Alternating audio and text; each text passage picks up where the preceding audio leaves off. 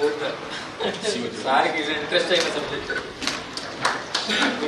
will looking after the outer part of this arrangement, centenary celebrations, especially as you rightly mentioned, sanitation is the one of the biggest issues. Crowd management, parking places, drinking water and toilets. Only these four things we have to cater. Remaining or rest of the things will be regularly everybody can monitor. So sir ఇక్కడ మనకి ఏంటంటే అర్థమైంది వాళ్ళు చెప్పడం 30,000 నుంచి 40,000 వరకు ఇంట్లో వస్తూ ఉంటుందని చెప్పారు. అందరు కూడా సహజంగా వచ్చి 1 డేలో వెళ్ళడం జరుగుతుంది. బట్ 22, 23వ తారీఖులో ఒక 60 నుంచి 70,000 దాకా వచ్చే అవకాశం ఉందని చెప్పారు.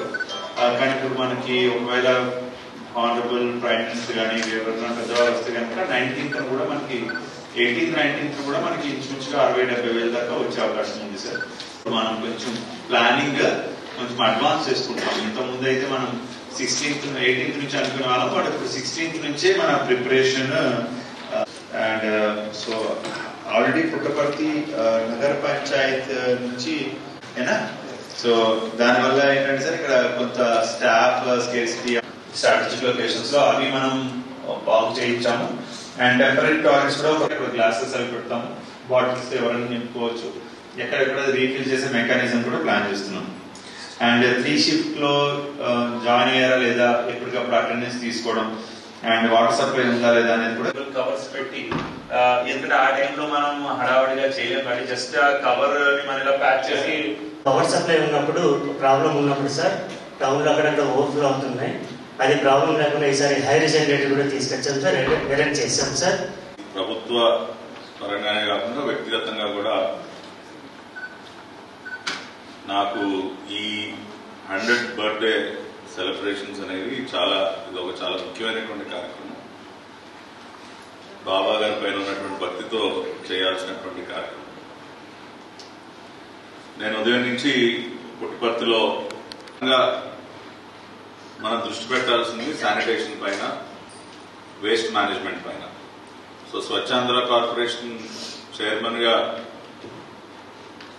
నా వంతు బాధ్యతగా ఈ అంశం మీద దృష్టి పెట్టి మా వైపు నుంచి ఎటువంటి సహకారం కావాలి. పల్లె రఘునాథ్ రెడ్డి గారు, నేను అనేక ప్రాంతాల్లో తిరిగాం.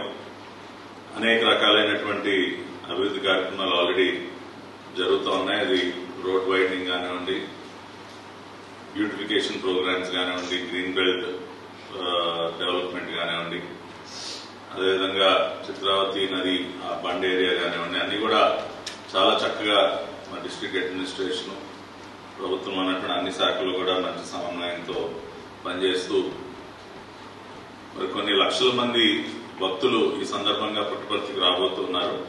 ముఖ్యంగా ఫారినర్స్, విదేశీయులు పెద్ద ఎత్తున రాబోతున్నారు కాబట్టి ఎక్కడా కూడా ఎవరికి ఏ విషయంగా కూడా ఎటువంటి అసౌకర్యం కలగకుండా అన్ని ఏర్పాట్లు చేయాల్సినటువంటి అవసరం ఉంది.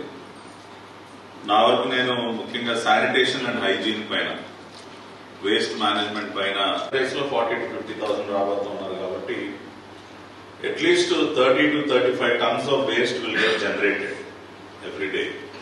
మాకున్నటువంటి అంచనా ప్రకారం అంటే సాధారణం కంటే దాదాపుగా ఒక 20 నుంచి 25 టన్నుల వేస్ట్ అడిషనల్ గా జనరేట్ అవుతుంది.